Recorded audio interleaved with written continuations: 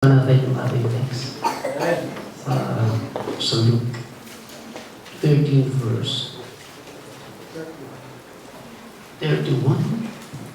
The same day there came a certain of the Pharisees, saying unto him, Get thee out and depart him, sapagkat si Herodes ay papatay nila.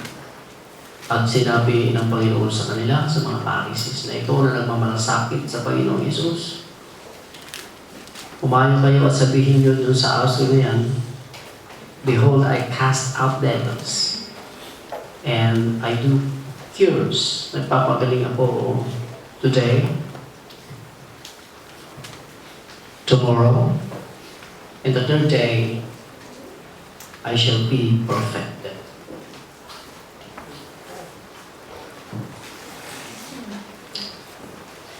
Nevertheless, I must walk today and tomorrow and the day following, but it cannot be that a prophet perished out of Jerusalem.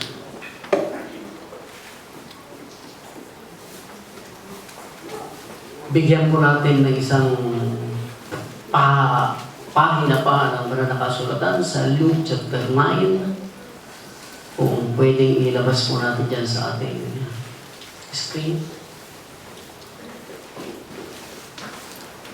And it came to pass that as they went in the way, habang ang Panginoon Hesus ay nagpapatuloy sa kanyang lakad to preach the gospel, ay may isang tao na nagsabi sa kanya, Panginoon, susunod ako sa iyo kung saan ka man pumaroon. At ang sinabi ng Panginoon sa kanya, foxes, may mga lungga, ang mga birds ay meron silang bahay, yung kanilang nest. And but the Son of Man hath not where to lay his head. Kapag nagpatuloy tayo sa 59 days unto another, sumunod ka sa akin. Ang Panginoong Hesus naman po ang nagsabi doon. But He said, ngunit ang sinabi ng isang tao, payagan mo muna ako na makauwi at ang aking ama ay aking ilibing.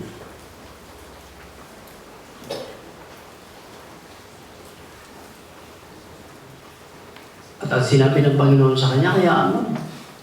Pagkatapos noon ay meron din pong sumunod pa. Meron pa ba? Wala na.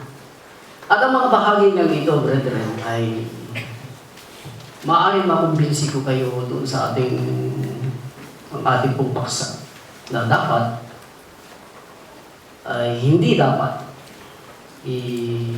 ipagpaliban ang mga bagay na nakaugnay sa mga bagay ng espiritual. Yan po yung ating espiritual na bagay, yan po yung ating pong paksa. Hindi dapat ipagpaliban ang mga bagay na nakaugnay sa espiritual na mga bagay. Bakit ganyan ang title natin? Ang salitang ito na dumating sa Panginoong Hesus mula kay Herod ay upang hindi lamang ito ay antala, kundi ito ay para ipapigil ang kanyang gawaing espiritual. Ang ipakilala ng Panginoon Hesus ang kanyang sarili sa bansang Israel na siya lang ang kanilang hinihintay na Mesaya.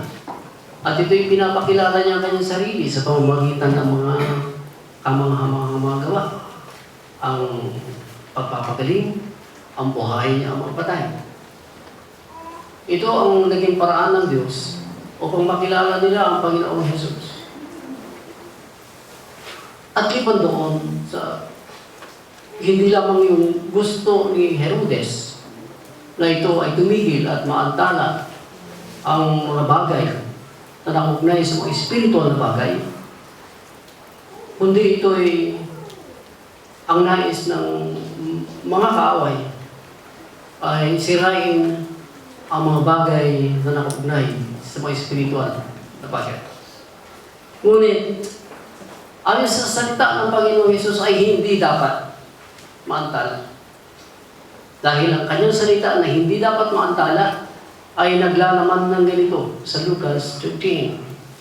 Ang kanyang mga salita ay nagpapatunay na hindi dapat maantala ang mga bagay na nakaugnay sa mga bagay ng spiritual. Ay ganito ang kanyang sinasabi. That one same day, there came a certain Pharisees, saying unto King, get thee out, umalis ka dito. Depart him, for Herod will kill thee. And he said unto them, go ye, and tell to that fox, behold, I cast out devils, and I do cures today. Yan ang kanyang mga trabaho spiritual. I do cures today and tomorrow. And the third day I shall be perfected. Nevertheless, I must. Kinakailangan lumakad ako ngayon. Kinabukasan. At sa mga susunod pang mga araw. Ito ang mga salitang hindi dapat. Ipinapakita ng mga salitang ito na hindi dapat maantala ang mga bagay na nakaugnay sa mga bagay na espiritual. Kung ang pag-uusapan talaga natin ay ang mga bagay na nakaugnay sa mga espiritual na bagay, o ang mga bagay na sa Diyos ang ating pag-uusapan, marami pong tahimik dyan. Maraming tikom ang mga bibig kung tungkol sa mga bagay na espiritual. Yung mga bagay na nauukol sa espiritual na bagay, tahimik lang yan. Nakakaraming mga tao na katulad dito.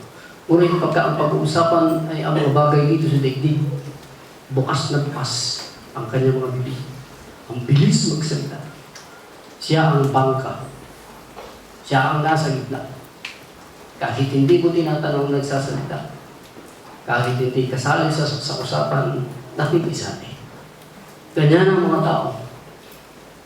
Pagka ang daigdig, ang reality na siya na pinag-uusapan, hindi pa huhuli. Dahil ang nais niya ay maluwalhati siya. Makita mo siya ang marunong. Makita mo siya ang kabay. Makita siya ang bida. Ngunit pagdating sa mga bagay na nauukol sa espiritual, nasa gilid lamang ito. Lumalayo. Kung maaari lamang ay hindi siya sasali.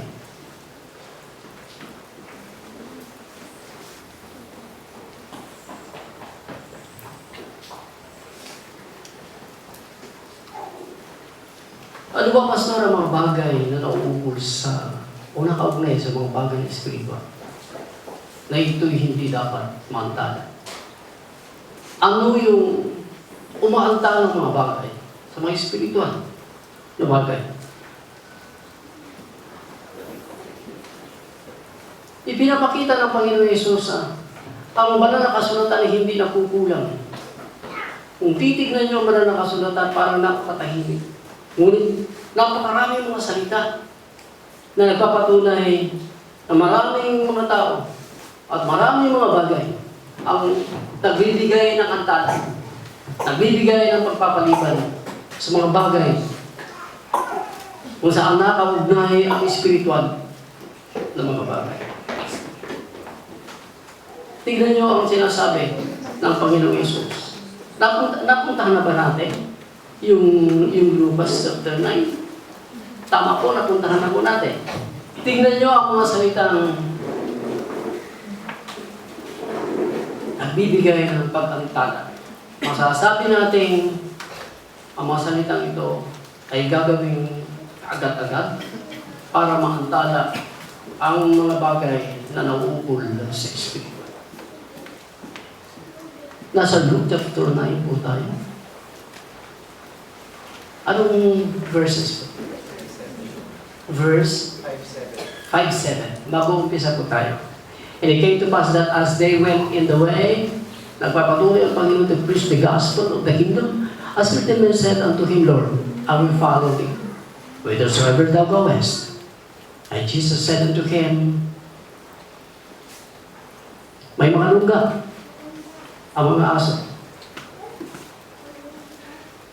ang mga ibon, sa himpapawid, ay mayroong mga bakay yung nest. But the Son of Man had not where to lay his head. Ano ito, Pastor? Ang isa sa nag-aantala doon sa kung ano nakaugnay ang espiritu ng bagay, lalo na sa mga preaching of the gospel for the kingdom of God, ay yung hindi ka conveniente. Ipinapauna na ng Panginoon Yesus. Walang tubig. Walang foods. Walang siya, pero maluwang. Ang paglilingkod sa Diyos ay huwag mong asahang lagi kang nasa mabuting kalagayan. Hindi laging sumisikat ang araw. Hindi laging ang gusto mo'y malamig. Yung mga bagay na inaasahan mong mabuti sa iyo, ay dumarating yung hindi mabuti yung kalagayan. At ang umaantala nito ay ang takot natin. Kaya nasasabi natin, ayaw ko lang. Dahil ang mga salita ng pag-antala ay, ikaw muna. Saka na lang ako. Hindi, ikaw muna. Saka na nga lang ako. Yan ang mga salita ng pag-antala. Ang alam natin ay simpleng mga salita. Ngunit ang mga salitang ito ay kumipigil doon sa espiritual na bagay na nakaugnay doon sa mga bagay na ikapot ng kaharian ng langit. Yung ikaw ay may takot kung saan anong kalagayan meron, ay nasasabi natin, kayo na lang muna. Ako hindi muna.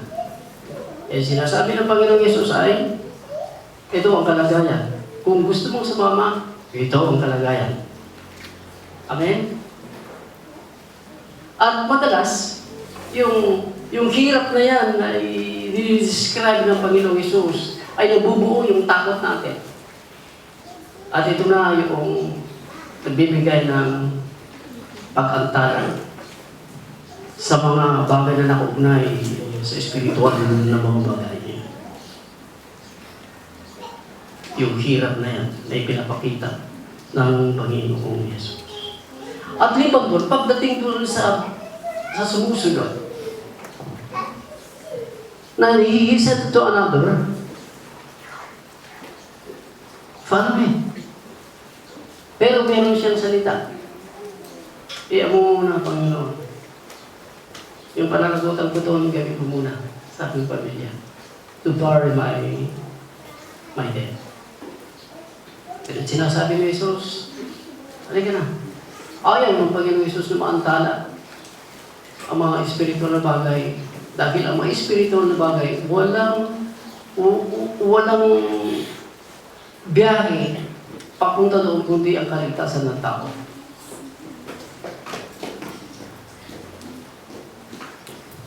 Laging kaligtasan ito ng tao. At ito ay patungo doon sa tinatawag nating kaganapan.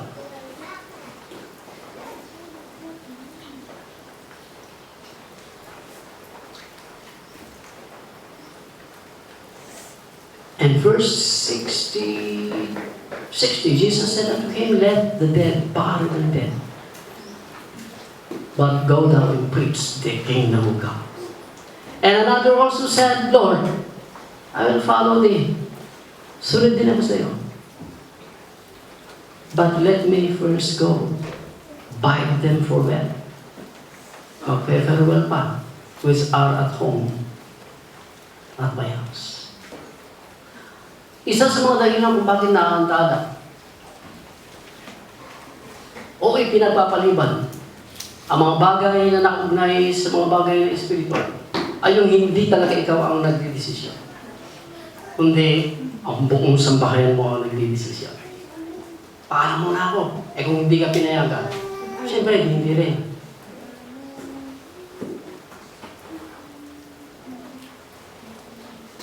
At sinasabi niya, uwi muna ako, Panginoon, at magpaalam. Dahil ang desisyon niya ay nandoon sa kanyang tahanan. Pero tiniyak yung Panginoon. Mga salitang hindi katanggap-tanggap. Uli dapat tanggapin ang isang tao na nag-aaral, na tingin ng tingin doon sa kanyang likuran. Papahinga na naman. Konting takbo lang ng kalabaw o ng baka, lingon na naman sa likuran. Tapos ilang oras doon, tapos balik ulit. Kasi hindi ka dapat sa kaharian ng Diyos. Ang taong lingon ng lingon sa likuran. Kung tayo ay naglilingkod bilang isang iglesia, katawan ni Kristo, sapagkat tayo ay servant ng God, ang paglingon natin sa mga bagay na nakakantala ay kasawian sa trabaho natin. Hindi dapat ipagpaliban ang mga bagay na nakaugnay sa mga spiritual na bagay.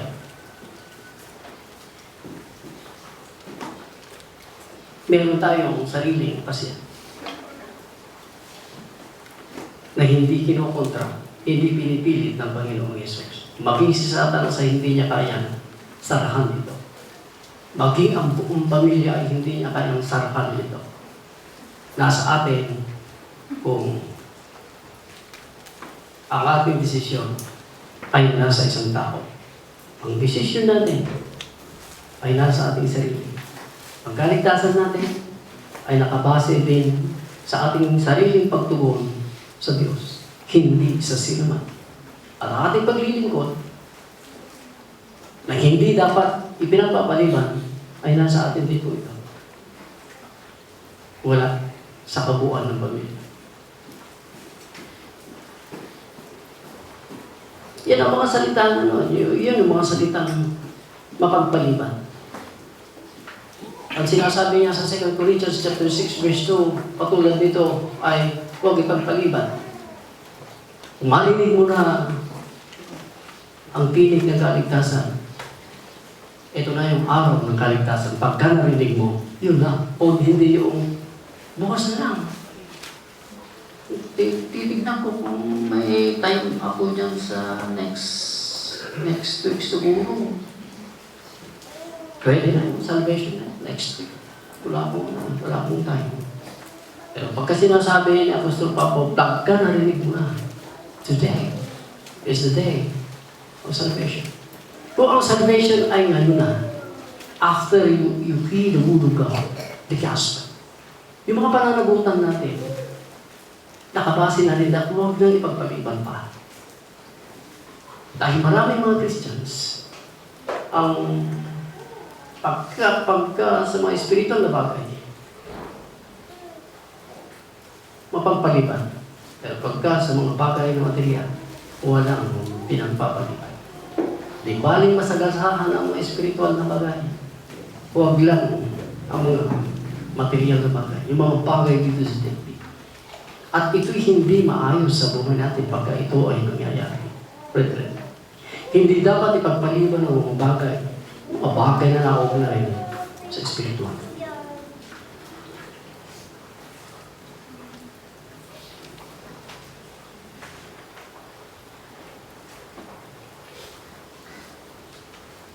Pagka ipinagpaliban po natin yan, tignan niyo ang mangyayari. Masusumpungan tayo ng Diyos na hindi tayo tapat bilang isang kanyang lingkod. Ang Life of Truth Ministry ay isang katawan ni Kristo. Bahagi ito sa katawan ng ating Panginoong Yesus sa buong daigdig. Kinikilala ko yan.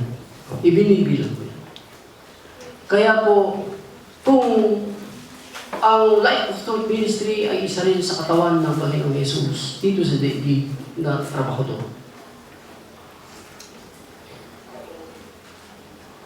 huwag nating ipagpaliban ito sapagkat kahit hindi natin naririnig, ibibilang tayo ng Panginoong Hesus na hindi tapat na alipin. Pagka ito'y ating ipinagpapaliban. At pagka ipinagpaliban natin yan, brethren, Hindi malayo na ang sinasabi ng banal na kasulatan na inuuna kasi natin, hindi yung mga bagay doon sa kalangitan. Pagka tayo nagpapalitan. Sa Colossians chapter 3, makikita natin, if you are really raised with Christ, ang kaisipan talaga natin ay nasa mga bagay doon sa kalangitan. That may right? Para makuha natin ng buo doon sa Colossians. Colossians 3, verse 1 ang ating umpisa. And it says here, if you there is raised with Christ, seek those things which are above, where Christ seated on the right hand of God. Yung mga bagay na nasa kalangitan. Set your affection on things above, not on things on earth. Pagka kasi inaantala natin yung mga spiritual na bagay na nakaugnay sa mga spiritual na bagay, ay hayagan ito na kahit hindi tayo nagsasalita, ang mindset talaga natin ay dito. Hindi talaga ito. Pagka pinagpapaliban natin ang mga bagay, hindi ang mga spiritual talaga yung pinuuna natin. Baka nasa listahan natin yan ay nasa pang-apat lang ang mga bagay na ito. Ngunit bilang isang ligtas na tao, mananamba sa mantang Diyos, nasa taas yung mga bagay na spiritual sa listahan ito natin. Seek those things, not the things on earth. Yun naman talaga ang kaisipan natin. At makikita natin na ang kaisipan talaga natin ay nababago. Pagka ang ating kaisipan ang inuuna niya ay yung dito sa daigdig, kahit wala na magsasalita, wala na magsasabi sa atin, yung isip natin talaga hindi nababago. Ang sinasabi Romans chapter 12, di ba? Renew your mind. And that you may know exact and the perfect will of God. Verse 1, verse 2, verse 3 ng Romans chapter 12. At pagka inaantala natin, pagka pinagpapaliban natin ang mga bagay na spiritual, yung kahit hindi tayo magsalita, kahit walang magsasabi, hindi talaga nabago ang ating kaisipan. At hindi pinangungunahan ng banal na espiritu ang mga kaisipan ito. Pagka nanatili tayo na hindi natin inuuna, inaantala natin o pinagpapaliban natin ang mga bagay na nauugnay sa mga espiritual na bagay.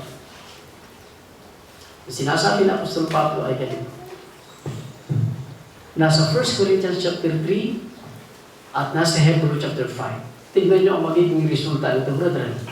Unahin natin ang 1 Corinthians chapter 3 verse 1. Ganito po ang kahihinat na.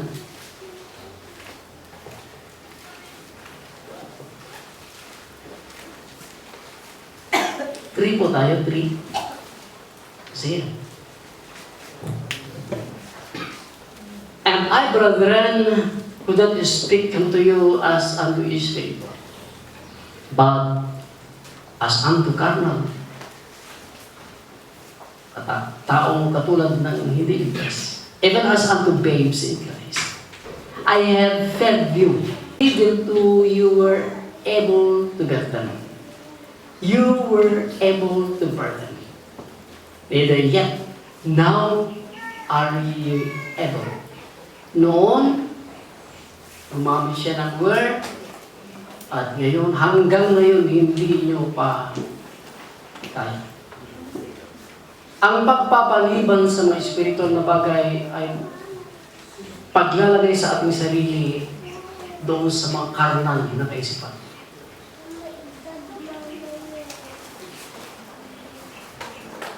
Verse 3, for you are yet carnal.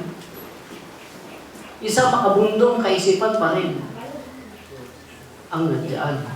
Kaya pagdating nung sumulat ulit si Apostol Pablo doon sa Hebrew chapter 5, marami kasi mga bagay tungkol sa spiritual na bagay, lalo na tungkol sa Panginoong Yesus, ang hindi natin naiintindihan.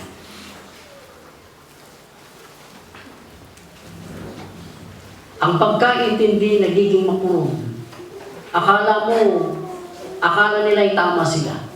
Pero hindi, mapurong lang talaga ang pag-iisip. At ang akala nila ay mali yung isang bagay. Mali si brother. Pero siya talagang mali dahil hindi talaga siya nakakaintindi. Sinasabi ng Panginoong Yesus, si Apostle Paul about Jesus Christ. Verse 11, chapter 5, marami kaming dapat sabihin tungkol sa Kanya, tungkol sa Panginoong Yesus. Of whom we have many things to say, and hard to be uttered. Hirap salitain. Sapagkat kayo ay napakapurol kung umintindi. For the time is hope to be teachers, you have need that one teach you again. Guro na sana kayo ngayon, pero hanggang ngayon, tinuturuan pa rin kayo sa mga bagay ng kay Kristo. Bakit ganun nangyari? Sapagkat ipinagpapaliban ng mga mananampalatayang ito yung mga bagay ng mga halaga na nakaugnay sa mga espiritual na mga bagay.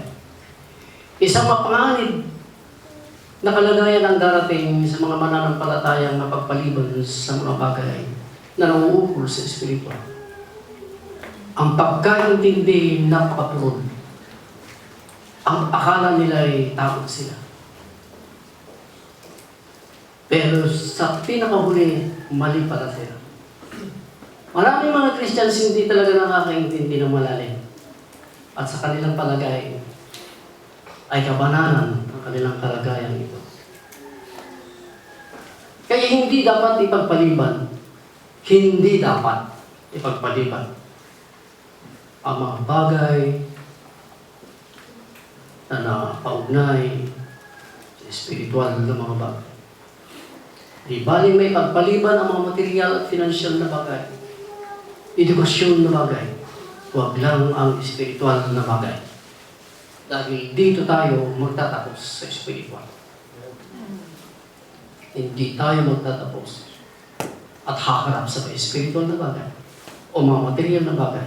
Haharap tayo sa Diyos. Huwag niyong kalilimutan. Tignan niyo mabuti. Kung bibiyahe tayo papuntang impyerno, at doon, pabayaran lahat natin ang mga inantala natin mga pagkakataon. Mga bagay na ipinagpapaliban, pabayaran natin lahat doon. Walang pahinga, gabi at araw. Lulubog, lilitaw ka sa napakalalim na apoy. Yung pagmamayabang natin, doon lahat ang kabayaran.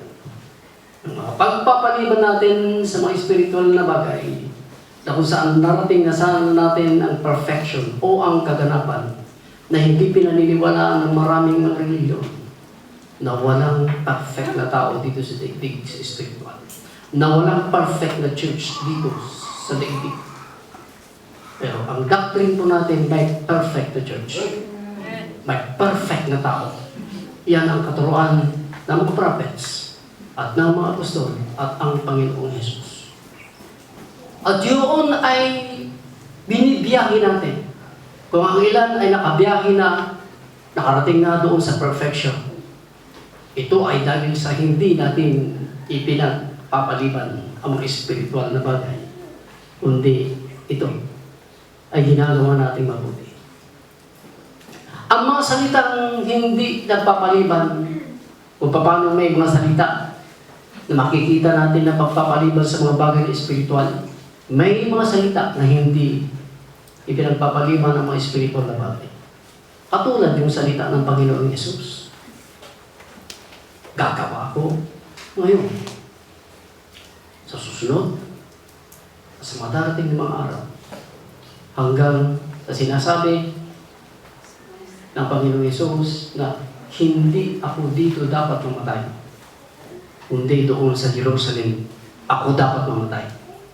Hindi doon sa Galilee dapat siyang mamatay. Hindi si Herodes ang papatay sa kanya, kundi kailangan mamatay siya sa Jerusalem. Yan ang mga salitang walang lugar na ipinagpapaliban ang mga spiritual na bagay. Katulad ng sinasabi ni Apostol Pablo na sa chapter 3 ng Philippians, ang aking ginagawa ay kalimutan ko ang mga bagay na nasa likuran. Yan ang mga salitang walang pagpapaliban sa mga spiritual kung saan nakaugnay ang mga bagay. Philippians po tayo, 3. Ito yung mga salita na hindi nagpapaliban. Brethren, verse 13. Chapter 3, Philippians. I count on myself to have apprehended. But this one thing I do. Ito ang aking ginagawa. Forgetting those things which are behind. At inaabot ko. Searching for unto these things which are before. Limutin mo yun. Huwag yung paulit-ulit. Ang gawin mo ay inaabot mo yung mga bagay na nasa harapan. Talagang inaabot mo. Huwag mong hintayin yung hindi darating sa iyo. Kailangang abutin mo ito. Kaya pagdating sa 14, pinakaspasan ko. Dahil mayroong hangganan. May finish line na dapat itong marating. Kung tumatakbo tayo, nawala sa isip natin yung finish line o tapusin natin, wala tayong kamuluhang tao dito sa daigdig. And I said to the Lord, ilang taon pa ang idadagdag mo sa ating buhay? Gagamitin ko ito para tapusin ko ang trabaho ko. I press toward the mark. Yung mark na ito, yung finish line. Kailangan bago tayo mamatay, tapusin natin ito. Hindi dapat ipagpaliban. Dahil sa ating mga anak, huwag nang ibigay pa yung hindi natin natapos. Kung maaari lamang parents, tapusin natin yung sa atin ngayon. At kung ano man ang kanilang tatapusin, na mga bagay na nauukol sa espiritu ng mga bagay, yun ay talagang para sa kanila. Huwag nang iwanan pa yung responsibilidad natin na iiwanan natin sa ating mga anak. Kailangan tapusin natin ito. Paano nila matatapos yung kanilang trabaho na ibibigay ng Diyos kung trabaho pala natin ang ating iniwan? Naiintindihan natin? Dahil mangyayari ito, na iiwanan natin unfinished yung mga trabaho natin pagka marami tayong ipinagpapaliban. Kung nagpapaliban man tayo sa mga trabaho natin, ito'y dahil sa mga spiritual na bagay din ng dahilan. Na inuuna natin ang dapat. Yun ang mga salita ni Pablo sa mga taga-Pilipos na dapat hindi inaantala, hindi pinagpapaliban. Ang inaabot niya ang mga bagay doon sa harapan. Huwag mong abutin yung mga bagay na nasa likod. Kalimutan mo ang mga bagay na ito. Dahil mas maraming mga bagay dito sa likuran na nakakasakit sa damdamin. Yung mga pagbagsak natin ay nandoon. Yung mga nasaktan tayo doon. Huwag tayong mabuhay doon. Kung paano ang mga taon ay nag-iiba, bumabago, ganun din yung ating pananaw sa spiritual ay nababago o araw-araw. At ang takbuhin nito ay hindi ito magpapaliban. Yung mga bagay na nauugnay sa mga spiritual.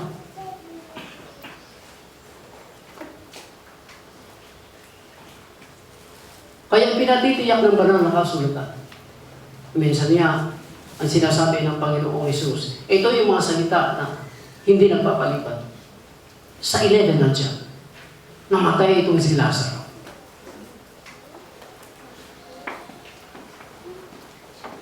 At bago namatay itong si Lazaro, ay pagkatapos niya magturo sa Jerusalem, gusto siyang batuhin. Siyempre gusto nilang patayin si Jesus. Nung umalis siya roon, nabalitaan niya na ang kanyang kaibigan si Lazaro ay namatay. Kaya sinasabi niya sa kanyang mga alagad, balik tayo ulit. sa province of Judea. Balik tayo.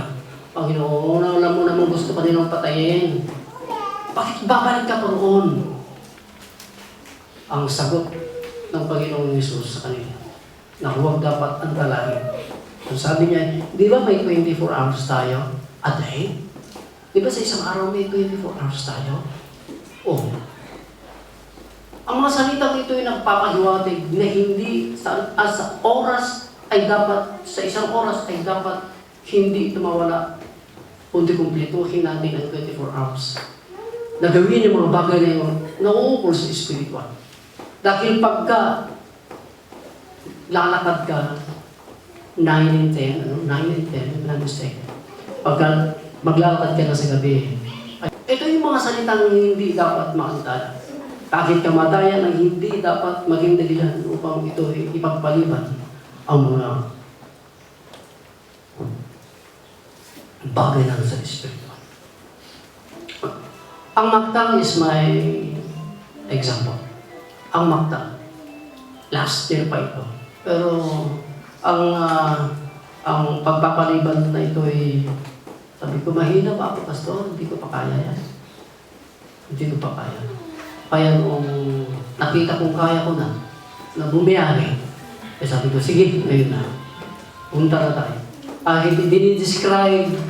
Nagdi-describe si Pastor Jeff ng kahirapan doon na ang pag-akyat natin sa bundok, Pastor, ay halos halikan mo ang lupa, yung taas. Yung knee dumidikit sa face. Yung bibig mo halos dumidikit doon, creeping na eh, ano pa na. Umagapang ka na, pero hindi pagapang na ganito. Pataas ang gapang mo. Nung i-describe niya na, kaya ko yan, Pastor. Saka matutuli sa mga bato, Pastor, doon. Sabi ko, kaya ko yan, Pastor. Alam mo, sige. Na patunayan niya, dahil ang puso ko, bakit alam ko na nasa panganib ako, kung kailangan doon ako mamatay, doon ako mamatay. Hindi inaantala, sabi, sige na, punta na tayo. Dahil anumang bagay ay hindi pwedeng maging dahilan para iantala natin ang mga bagay na sa Espiritu. Dahil ang unang-unang matutumbok natin, pagka hindi natin ito inaantala, ay ang kaligtasan ng tao. Pagka nagpatuloy tayo, ito na yung kaganapan ng mga tao. Magpapatuloy naman tayo. Nung nasa kalagitnaan na kami ang dalawang bundok nung sa gabi, sabi ni Mrs., okay, kasi sumasakit na yung heart ko. Pero sabi niya, okay tama, maaklo ka. Pakakita ka mo, karabi eh. Okay tama, ano ka, hanya ka rin makakita, karabi eh. Magpapatuloy na ako. Gusto kong makita ang tao doon. Kaya niloob ng Diyos. Nung nandun na kami, sabi ko hindi na ako makaka-uwi. Tanggap ko na hindi na ako makaka-uwi. Pero kailangan makauwi ako. Kung hindi lang nandoon yung bahay namin, hindi ako uwi, doon na lang ako. Ano man ang susuuyin natin na sakripisyo na gagawin natin, hindi ito sapat para maantala, yung magiging, ito ang rason natin ipagpaliban natin ay hindi pa rin sapat. Sa atin, tanggihan mong sarili mo. Pamilya, tanggihan mo yan. Dahil isa yan sa mga dahilan kung bakit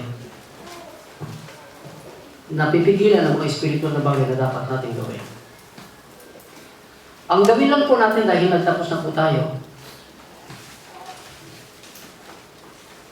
huwag nating baguhin ang ating kung ano yung ipinasya ng ating isip. Hindi mababago ito ni Satanas. Kung ano na yung ipinasya natin, na gawin natin ang mga bagay na nakaugnay sa mga spiritual na bagay, huwag natin hayaan na ito pa ay mag-iba. Dahil tinitignan ng Diyos yung Ganada Giant at itinatangkin, itinakon tayong ag-desisyon. Dahil ipanan na marumbong, natugkal na natin, Ipinagbawal doon sa Proverbs 24 verse 1 na huwag kayong makisama sa mga taong nagbiit niya balik iti panpanunot na. Mapildi ka, kita ka desisyon. Kung na yung Proverbs, huwag kang makisama sa mga taong ang dali nilang magbago ang isip. Kung kinakailangan tapusin natin, tapusin po natin. Huwag tayong papekto doon sa isip natin na kung sama, ay madinsa. Di ba na yes, skabda sa ako may sagot, madito ka na. Yung tuno na yes ko, tas naman ako. Ano na ako? Kung ano pang patuloy ko, may ako dyan, pahinti ka. Kita tuno bigat. Ito ka kayo, tatang, mali. Wala, bali-bali. Ipakita tayo, Diyos, pwede panunod tayo, haan nga may durunti sa sino man nga tao. Amen? Kundi, kung alam natin yung mga bagay na ito ay ikatitibay sa mga spiritual na bagay, kaya maganin lang. Palakasin natin ang ating mga sarili, ang ating mga kaisipan, para hindi ito may pagpaliban. Amen. Let us pray. Masunod, O Diyos, ang iyong nais sa pamagitan po na hindi namin pagpaliban sa mga maliliit, pagkantong sa mga matitibay na mga bagay na nakapagpapaunlad sa iyong kaharian, kapagpapaunlad at pagpaparami ng mga ligtas na tao. Loobin mo po katulad ng aming sinasabing lakasan mo po ang aming mga damdamin. Dahil may pagkakataong naging mahina po kami sa mga pangyayari na dumarating. Kaya po ang iyong provision din sa aming pong lakas ng damdamin. Umaasa pa rin po kami sa iyo, Diyos. No? Kung ikaw ay lagi na sa amin sa kabila ng aming mga pagkukulang, makakatapos po kami sa ngalan ng aming Panginoong Yesus. Amen.